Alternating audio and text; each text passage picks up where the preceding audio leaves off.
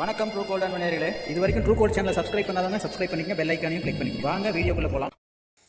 நம்ம வீட்டுக்கும் சரி தோட்டத்துக்கும் சரி மோட்டார் ஸ்டார்டர் வச்சுருப்போம். அதை க்ளீன் பண்ணாதனால அது ஸ்டக் ஆகி நின்றுக்கும், மோட்டார் ஸ்டாப் ஆகாது அல்லது ஆன் ஆகிறது பிரச்சனை இருக்குது. இப்போ பாருங்கள், ஆன் பட்டனை அழுத்தியாச்சு, க்ரீன் பட்டனை, அந்த நாப்பு தான் கிளிக் ஆகும். இப்போ இந்த மாதிரி ஸ்டார்ட் ஆகும், அதில் பிரச்சனை இல்லை. ஸ்டாப் பட்டன் அழுத்தினா இந்த மாதிரி ரிலீஸ் ஆகணும். ஆனால் அந்த ஸ்டாப் பட்டன் நம்ம அழுத்தியும் அது ரிலீஸ் ஆகாமல் இருக்குது. அதுதான் இந்த பிரச்சனை. இப்போ அதை தான் நம்ம சர்வீஸ் பண்ண போகிறோம்.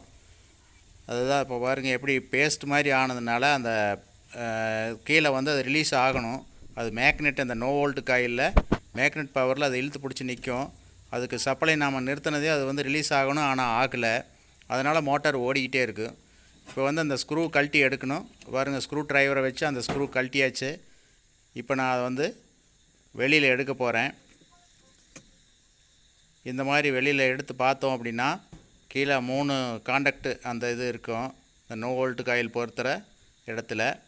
அதை நம்ம கீழே பார்த்திங்கன்னா அதுலேயும் பேஸ்ட் மாதிரி ஒரு ஃபார்ம் ஆயிரும், டஸ்ட்டெல்லாம் சேர்ந்து. அதை நம்ம தேய்ச்சி க்ளீன் பண்ணல அப்படின்னா அது பேஸ்ட் மாதிரி பிடிச்சி நின்றுக்குது. அதுதான் பிரச்சனையே. அது ஆன் ஆயிடுச்சு அப்படின்னா ரிலீஸ் ஆக மாட்டேங்குது. அதுதான் பிரச்சனையாக இருந்துச்சு. இப்போ அதுக்காக நாம் என்ன பண்ணுறோம்னா, அந்த மாதிரி ஒரு எமர் சீட்டை எடுத்து அதுக்கு ஒரு சின்ன அளவு இருந்தால் போதும், சிறுதாக கிழித்து எடுத்துக்கிட்டு அந்த அளவுக்கு வச்சுக்கிட்டு அதை விரலால் வச்சு தேய்ச்சி எடுக்கணும். ஏன்னா பெரிய சீட்டை வச்சு நம்ம அந்த இடத்துல தேய்க்க முடியாது. அதனால் சின்னதாக கிழித்து இந்த மாதிரி 3 அந்த காண்டாக்டையும் நம்ம நல்லாவே தேய்ச்சிடலாம். அப்படி எமர் சீட்டில் தேய்ச்சி விட்டு அந்த பேஸ்ட் மாதிரி இருக்கிறதெல்லாம் நம்ம நீக்கிடலாம்.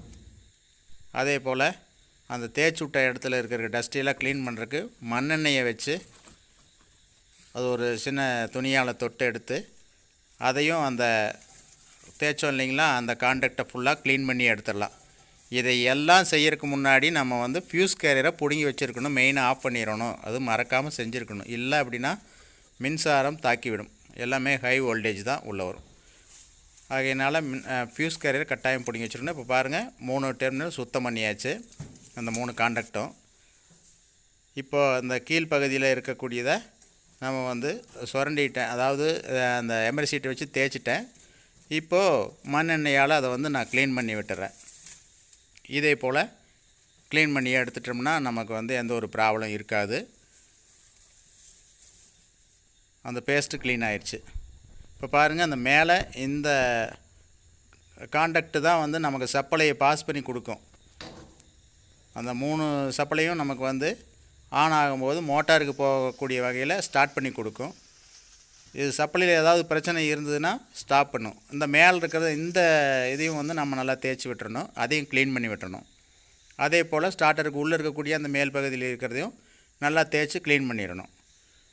அப்போ தான் காண்டாக்டு சரியான அளவில் மின் சப்ளை கிடைக்கும், மோட்டாரில் பழுதாகாமல் இருக்கும். அதனால் க்ளீன் பண்ணும்போது அது மறக்காமல் செஞ்சிடணும். இப்போ ஃபிட் பண்ணிடலாம். எல்லாம் க்ளீன் பண்ணி முடித்து ஃபிட் பண்ணியாச்சு. மேல் கவரும் போட்டாச்சு. இப்போ ஆன் பண்ணி பார்க்கலாம்.